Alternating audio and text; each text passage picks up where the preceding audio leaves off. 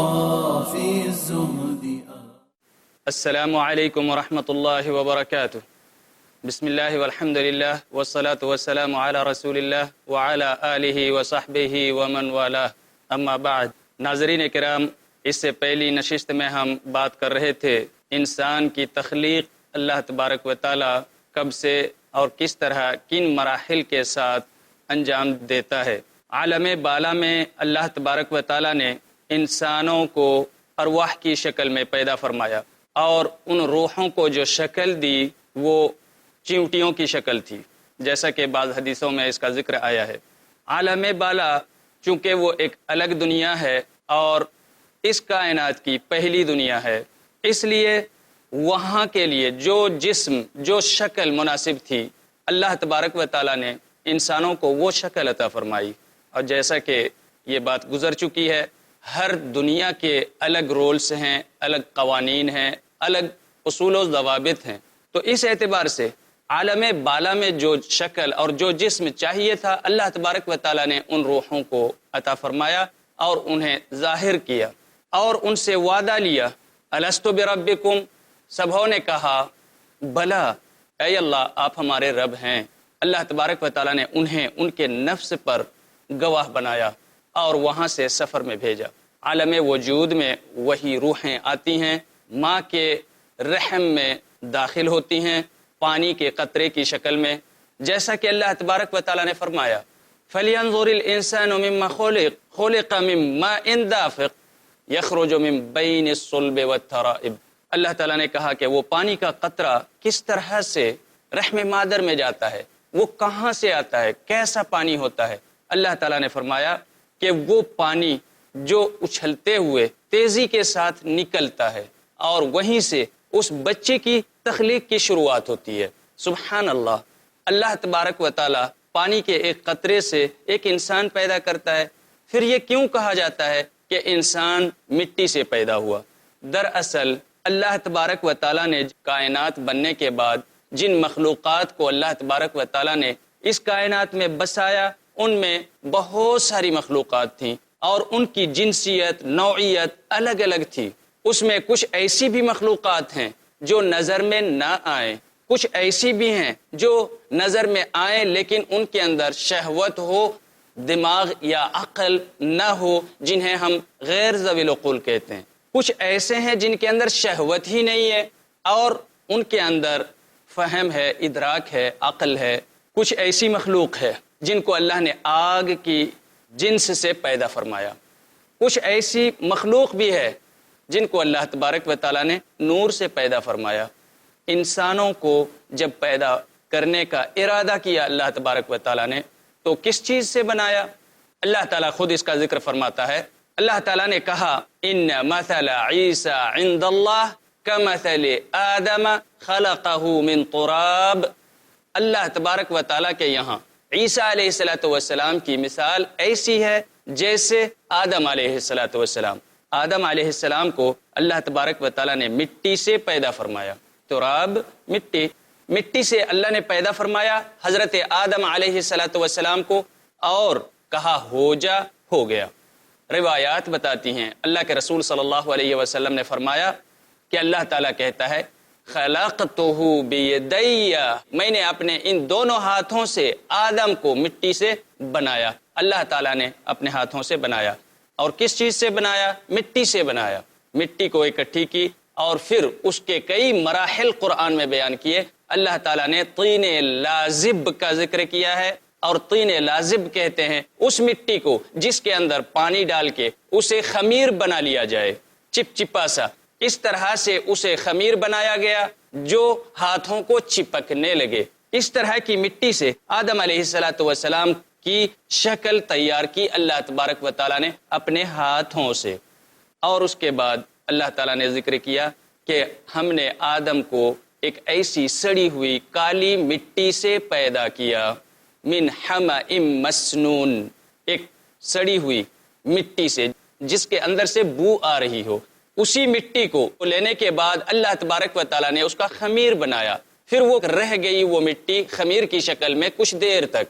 جب وہ سڑ گئی اس سے ایک قسم کی بو آنے لگی اور اس کا رنگ بھی کالا پڑ گیا ایسے وقت میں اللہ تبارک و تعالیٰ نے اس سے شکل دینی شروع کی۔ اس کے بعد تیسرا مرحلہ آتا ہے، اللہ تعالیٰ نے اس کا ذکر کیا قرآن میں، کل فخار، یعنی وہ مٹی جب کچھ خشک ہو گئی اور اس کے اندر کھن کھنانے کی آواز آنے لگی، اس طرح کی مٹی وہ تیار ہو گئی۔ اب اس سے ایک شکل ترتیب دی اللہ تبارک و تعالیٰ نے اور اسے برابر کر دیا۔ فرمایا اللہ تبارک و تعالیٰ نے، کہا فَإِذَا سَوَّيْتُهُ وَنَفَخْتُ فِيهِ مِن رُوحِي فَقَعُوا لَهُ سَاجِدِينَ۔ اللہ تعالیٰ نے فرشتوں سے کہا، جتنے بھی فرشتے تھے وہاں، اللہ تبارک و تعالیٰ نے ان سے کہا کہ جب میں بالکل برابر کر دوں اور تیار ہو جائے، بالکل ریڈی، آدم علیہ السلام جب تیار ہو جائیں تو ایسی شکل میں میں ان میں روح پھونکوں گا، اور جیسے ہی ان میں روح پھونکوں اور وہ زندہ کھڑے ہو جائیں تو تم سبھی ان کے لیے سجدے میں گر جانا۔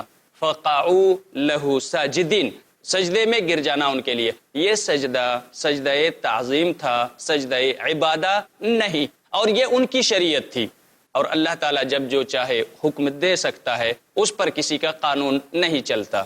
یہاں اگر کوئی یہ سوال کرنا چاہے، اللہ تعالیٰ نے آدم کو سجدہ کروایا فرشتوں سے، تو آج بھی کوئی کسی کا تعظیم کے لیے سجدہ کر سکتا ہے؟ جی نہیں کر سکتا۔ وجہ یہ ہے کہ سجدے کی اجازت دینا یہ اللہ کا کام تھا، آج اللہ تعالیٰ اجازت نہیں دے رہا، اس نے روکا ہوا ہے، اس لیے آج کوئی کسی کو تعظیم کے لیے سجدہ نہیں کر سکتا۔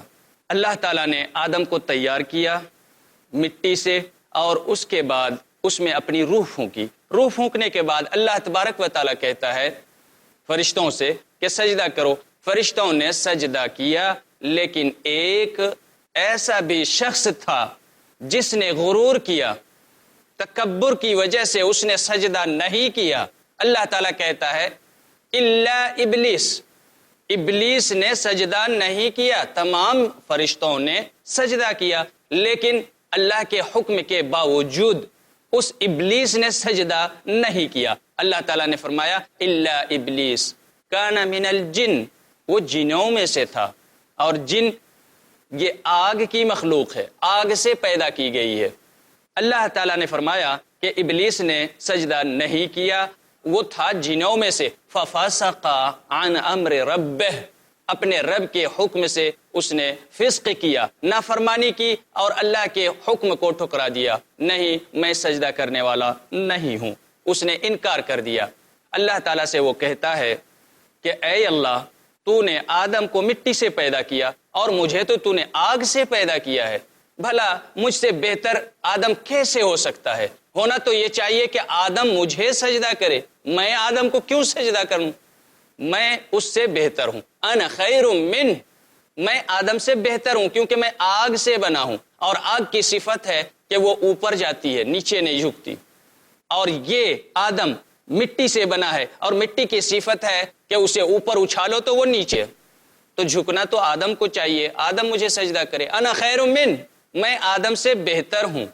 یہ غرور ہے، تکبر ہے، اور اس کی وجہ سے اللہ تبارک و تعالیٰ نے اسے وہاں سے رجیم قرار دیا، مطرود قرار دیا، اللہ تعالیٰ نے اپنی رحمت سے اسے دور کر دیا۔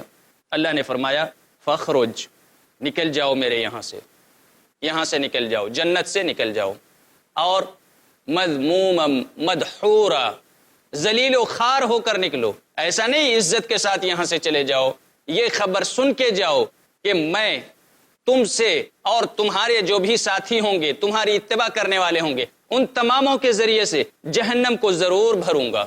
میں نے جو جہنم ایک قید خانہ بنایا ہوا ہے، آگ کا ٹھکانہ بنایا ہوا ہے، اس آگ کے ٹھکانے کو ضرور بھروں گا، اور تم جیسے لوگوں سے ہی بھروں گا۔ لَأَمْلَأَنَّ جَهَنَّمَ، ضرور میں پیٹ بھروں گا جہنم کا تم اور تم جیسے لوگوں کے ذریعے۔ اللہ تبارک و تعالیٰ نے شیطان سے یہ کہا، پھر وہاں سے نکال دیا۔ یہ جو شروعات ہے انسان کی، وہ مٹی سے شروعات ہوئی۔ سب سے پہلے اللہ تبارک و تعالیٰ نے آدم علیہ السلام کو مٹی سے پیدا فرمایا، پھر ان روحوں کو، ارواح جتنے بھی قیامت تک انسان پیدا ہونے والے ہیں، ان کی روحوں کو ان کی پیٹھ سے نکالا، انہیں گواہی لی۔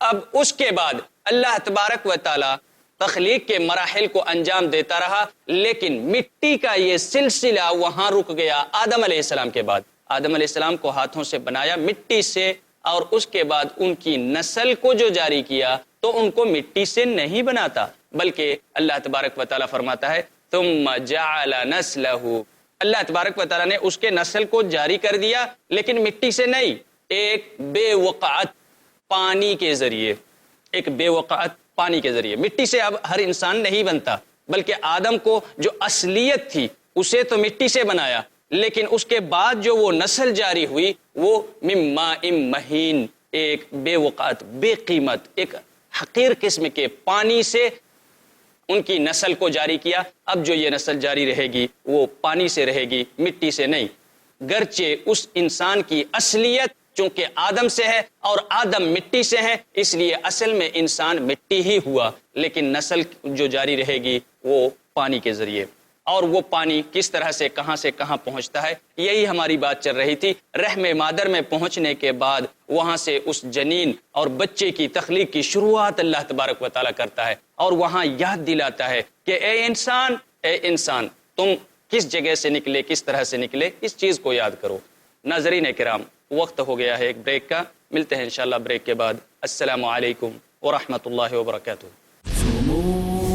عن ملاذات الحياة ہر نشانی ذات الحياة۔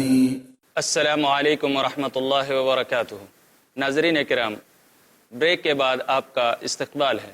بریک سے پہلے ہم بات کر رہے تھے انسان کی تخلیق کے بارے میں، کن کن مراحل سے گزرتے ہوئے اللہ تبارک و تعالیٰ انسان کو اس دنیا میں لاتا ہے۔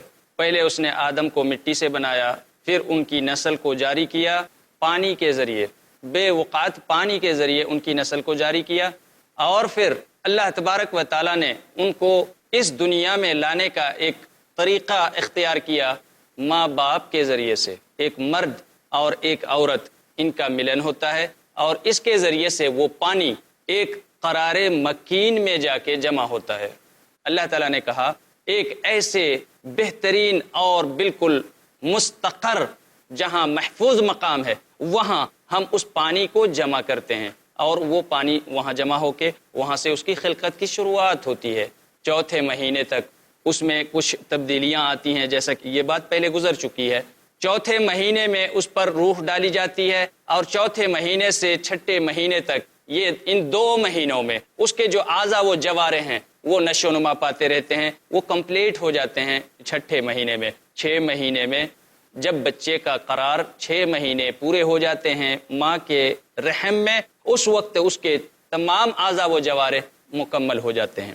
چھٹے مہینے سے لے کر اللہ تبارک و تعالیٰ اس کی صحت کو بنانے کے لیے رحم مادر میں اسے رکھتا ہے، الا ماشاء اللہ۔ کوئی بھی بچہ چھٹے مہینے میں باہر نہیں آتا، الا ماشاء اللہ۔ 6 مہینے سے لے کر 10 مہینے تک ان دنوں میں اللہ تعالیٰ اس کی صحت کو بناتا ہے، اس کے اعضا و جوارے جو کہ کمپلیٹ ہو چکے ہیں ان کو تھوڑا مضبوط بناتا ہے، وہ جو ابھی بہت زیادہ کمزور ہیں، نئے ہیں، ان کو تھوڑا ٹائم لگے گا۔ اس دنیا میں جو ہوا ہے، اس دنیا میں جو فضا ہے، یہاں کی جو درجہ حرارت ہے، اس کے مطابق بن جائے، اس کے لیے اللہ تبارک و تعالیٰ کچھ دنوں تک رحم مادر میں کمپلیٹ ہونے کے بعد بھی رکھتا ہے۔ وہ جو جسم ہوتا ہے، ملائے اعلیٰ میں ایک جسم تھا چیونٹیوں کی شکل میں، اور جو رحم مادر میں جسم ملا وہ ابھی اس لائق نہیں بنا کہ اس دنیا میں چل جائے، اس لیے اسے انتظار کرنا پڑا، اور جب اس دنیا میں آتا ہے وہی جسم اس میں آ کے بدل جاتا ہے۔ اس تبدیلی کو ہم سمجھ سکتے ہیں۔ رحم مادر میں جو جسم ملا، یقیناً چھٹے مہینے میں باہر آ جائے وہ بچہ بڑی مشکل سے جیتا ہے، اسے نہ جانے ٹیوب وغیرہ میں رکھا جاتا ہے، اور کس طرح سے اس کی حفاظت کی جاتی ہے، اور بہت سارے طریقے استعمال کیے جاتے ہیں۔ اس کے باوجود کم بچے ہیں جو جی سکتے ہیں۔ وجہ یہ ہے کہ ان کا جسم ابھی اس دنیا کے مطابق ابھی تیار ہوا نہیں ہے، اس وجہ سے وہ بچہ اس دنیا سے رخصت ہو جاتا ہے۔ ہاں، جب مہینے پورے ہو جاتے اس کے بعد اس کا جسم اس لائق بن جاتا ہے کہ اس دنیا میں چل جائے، تو وہ اس جسم کے ساتھ اس دنیا میں لایا جاتا ہے، اور پھر وہ اچھی طرح سے صحت مند پیدا ہوتا ہے۔ ناظرین کرام، یہاں لمحہ فکر یہ ہے کہ اللہ تعالیٰ نے ملائے اعلیٰ میں چونٹیوں کی شکل دی، رحم مادر میں جو جسم تھا وہ اس دنیا میں نہیں چل سکتا، اس لیے ایک وقفہ ہے جس کو گزارنا پڑتا ہے اس بچے کو ماں کے پیٹ میں، پھر جب اس دنیا میں آتا ہے تو اس کو جو جسم ملا وہ اس دنیا کے لیے مناسب ہے، اس جسم کے ساتھ کسی اور دنیا میں نہیں جا سکتا۔ مثال لیتے ہیں، جب ایک بچہ پیدا ہو گیا، اس دنیا میں آ گیا، اس دنیا میں آنے کے بعد اسی بچے کو اگر 10 منٹ کے لیے دوبارہ رحم مادر میں واپس کر دیا جائے، وہ 10 منٹ نہیں جی سکتا۔ کوئی نہیں کہہ سکتا ہے کہ وہ بچہ جی جائے گا۔ وجہ کیا ہے؟ کیونکہ اب اس کا جسم اس دنیا میں آنے کے بعد اس دنیا کے مطابق ہو چکا ہے، اس جسم کو لے کر واپس اس دنیا میں نہیں جا سکتا۔ یہ ایک وجہ ہے۔ اور دوسری وجہ، اللہ تبارک و تعالیٰ کے یہاں بیک نہیں ہوتا ہے، ریورس نہیں ہوتا ہے۔ یہ جو سفر ہے اس میں پیچھے کی طرف مڑ کر دیکھنا ایسا نہیں ہے۔ اللہ تعالیٰ نے سفر میں بھیجا ہے، بس آگے ہی جانا ہے، پیچھے نہیں آنا ہے۔ اس لیے اس دنیا سے بیک پچھلی دنیا میں جانا چاہے نہیں ہو سکتا ہے، یہ ممکن ہی نہیں۔ اللہ تبارک و تعالیٰ نے اس کی اجازت کسی کو نہیں دی، اور اسی لیے وہ بچہ رحم مادر میں واپس جائے تو دوبارہ نہیں جیے گا۔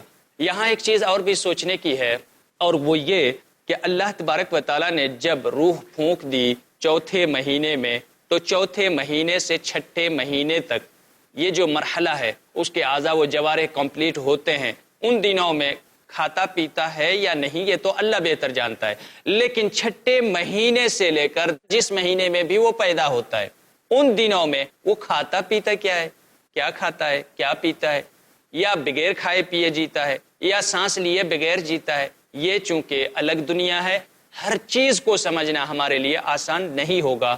اتنا ضرور ہے کہ اللہ تبارک و تعالیٰ نے جس طرح سے آپریشن کے بعد کسی مریض کو پائپ لگا دیا جاتا ہے اور اس کے پیٹ میں غذائیت پہنچائی جاتی ہے، غذا پہنچایا جاتا ہے، تو اسی طرح اللہ تبارک و تعالیٰ پائپ لگاتا ہے اس بچے کے ناف سے لگ کے پائپ لگا رہتا ہے، اور اس سے اللہ تبارک و تعالیٰ اشیاء خوردنی بھیجتا رہتا ہے اور اسے کھلاتا پلاتا رہتا ہے۔ کیا چیز کھلاتا ہے؟ ناظرین کرام، آپ کو پتا ہوگا جب رحم مادر میں بچہ رک جاتا ہے، قرار پا لیتا ہے، اس وقت عورت کو ہر مہینے جو دورہ آتا ہے یہ رک جاتا ہے، دورہ آنا بند ہو جاتا ہے۔ یہی وہ خون ہے جو ہر مہینے عورت کو آتا ہے، یہی خون اللہ تعالیٰ روک لیتا ہے رحم مادر میں، اور یہی خون، یہی غلیظ خون، اسی کو اللہ تعالیٰ اس بچے کے لیے خوراک بناتا ہے۔ اور خوراک کس طرح سے بناتا ہے؟ پائپ لگا کے ناف سے، اس پائپ کے ذریعے سے اللہ تبارک و تعالیٰ اس بچے کے پیٹ میں غذا کو پہنچاتا ہے، اور اس خون سے، غلیظ قسم کے خون سے اس کی صحت بنتی رہتی ہے، جس خون کو وہ انسان جب پیدا ہوگا، باہر آئے گا تو اس کو چھونا بھی نہیں چاہے گا، اس کو دیکھنا بھی نہیں چاہے گا۔ اللہ تبارک و تعالیٰ وہی چیز اسے کھلاتا اور پلاتا رہا۔ اس کی طرف اشارہ کیا اللہ تعالیٰ نے۔ اب بھی غرور کرو گے، تکبر اور گھمنڈی دکھاؤ گے، لوگوں کو بڑے بننے کی کوشش کرو گے، تم نے کھایا پیا کیا؟